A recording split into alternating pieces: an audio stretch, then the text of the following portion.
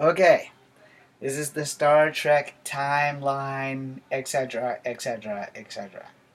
So in Star Trek, if you're a Trekkie, then you would know that in the very first Star Trek, Captain Kirk, Dr. Spock, and Bones have done time travel at least twice.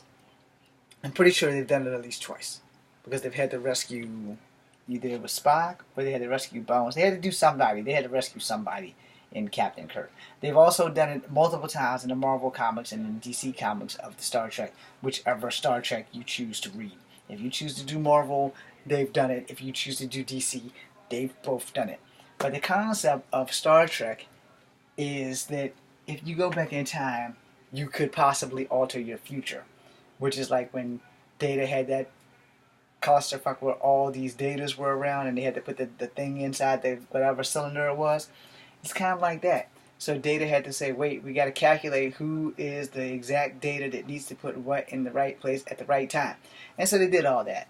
And that Data got his head blown off and wound up using Lore's head to bring Data back to life. Because there was a lot of episodes where stuff like that happened.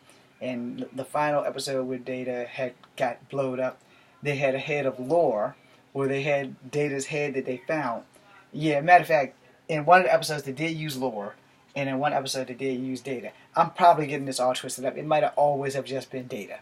But I know for a fact that there was one episode where Data and them beamed down and everybody was looking at him kind of funny because he had died and they showed him and it got on the head and it's like, okay, well how the hell does this happen? And so he looked inside the head, but the head couldn't give him any information because this shit had not happened yet. So then, somehow or another, Data winds up going in there and getting exploded, but his head gets destroyed. So when they hook Data's old head to his body, he can reconstitute everything that happened and explains the story and it goes through that. Okay, so you get that. Cisco, I think, in Deep Space Nine went through time. I know for a fact Picard and them have gone through time because it was either Star Trek Nemesis or Star Trek Generations or both where they went through time because they went through the Nexus in one and Kirk talked to Picard there and Kirk wound up dying. And then they did it again when the Borg took over and so they went back and made first contact and that got rid of the Borg and changed everything around. So there have been a lot of timeline things, not just in the show but in the movies. And in those things, time is affected by what you do in the past. As for instance in Deep Space Nine, I'm probably going to get the characters wrong, but I know it happened because it's my favorite episode. I can't remember the name of the episode, but it's about the Furbies. Those little balls that Bashir and them went to the Enterprise that had those things in there, and they were a nuisance. However, Bashir, Dax, and I think it was Worf. I won't swear to it. It might not have been Worf, but it was definitely Bashir. And they brought those things back because they were supposed to have gone extinct, but apparently they brought them back from that timeline. So they were no longer extinct because they kind of overran the space station.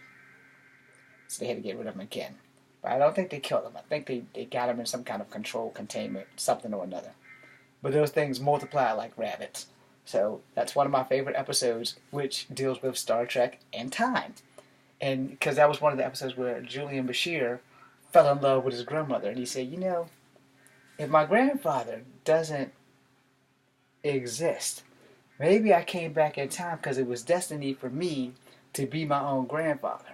Because my grandmother never mentioned who the hell my grandfather was. Please go find that episode and watch it before you write any comments down there telling me how much of a dick I am. But as a Star Trek fan, I specifically remember that one episode of Deep Space Nine where they went through time, they wound up on the Enterprise, and Kieran Reese said something to Julian Bashir. She said, oh, what are those things? And then in the next set, she's like, okay, Cisco, we have a problem. It's like, what?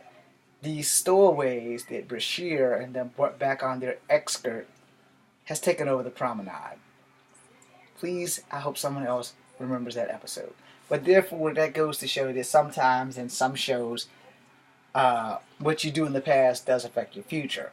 Now, before I end this, if you haven't seen Avengers Endgame, this is the part of the video where you need to go. Because here comes some spoilers right now.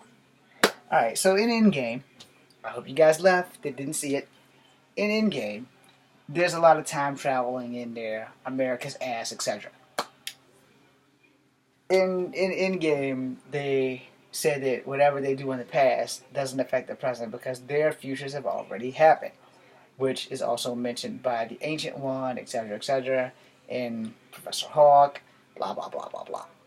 So if that is how that works, then somehow or another, everything that Captain America did had no effect on his timeline, which explains why the niece, cousin, aunt, daughter, whatever of Peggy Carter kissed him with no recollection of any of that happening. But at the end of Endgame, he's an old man. He has a wedding ring. He's been with Miss Carter and all the other stuff. And he gives the damn shield to Falcon. Okay, so before we holler, cut the check for Anthony Mackie, what the fuck happened? So here's how timeline works in the Marvel comic universe. You can change things in the timelines because Rachel Summers did it. And Nate Gray may have did it, but see, the thing with Nate Gray is that he was not from the 616. Rachel Summers was from the 616. Deep in the future of the 616. Not so deep with Vance Astro, but she was in the 616. Vance Astro, who came from whatever future he came from, who was not in the 616, came to the 616 to warn Marvel Boy not to take the path that he took so that he wouldn't become Major Victory and he wouldn't be stuck in space. Got all that? You guys have to go Google that shit to fact check it, but it really doesn't matter because it was all retcon. But Star Trek, when they do things in the past, it did affect the future. Like bringing back extinct creatures that weren't supposed to exist. Because they died out in Captain Kirk's era. But apparently when Bashir and whoever the hell else went back with him, they brought those things back because they thought that they were cute. And instead of bringing two, I think each one of them brought two, and there was a big-ass clusterfuck on Deep Space Nine. Now, I'm pretty sure I'm wrong on this, but Voyager had some time stuff too, but they found a Japanese guy, Amelia Earhart, and some other people. And those people supposedly got to where they were because they flew through the Bermuda Triangle. Which, I'm not sure if Amelia Earhart went through the Bermuda Triangle. Because I don't remember what part of the world she took off from. I don't remember if she took off from the East Coast or the West Coast of America. But we do know that she never came back. Which fits the timeline for Star Trek very well. However, you have to remember that Star Trek is a fantasy sci-fi channel show. So that being said, you have to do things like that. And speaking of star sci-fi stuff, Continuum kind of was the same thing. And if you watch the Continuum, I got lost somewhere between season 1 and 2 because I swore that the main chick died and a chick from the alternate timeline came in and straightened everything out. But then at the end, spoiler alert, she didn't get to be with her son, which she did all that shit for in the first damn place, and it kind of ended kind of funky. So, which is also why I said, as an actor, I would definitely prefer to have a complete and solid, absolute conclusion to any show that I'm in. Not just because I'm an actor, but because I'm a fan, and that shit pisses me off. So, we're going to end this video with that, and hopefully when the Terminator movie drops, they will clarify the clusterfuck of their timeline scheduling. I'm James Williams Hughes, Comfort Havoc number 2, B, C, and U. And thank you guys for tuning in. Please like and subscribe. This is 9.5 minutes of your life you can't get back.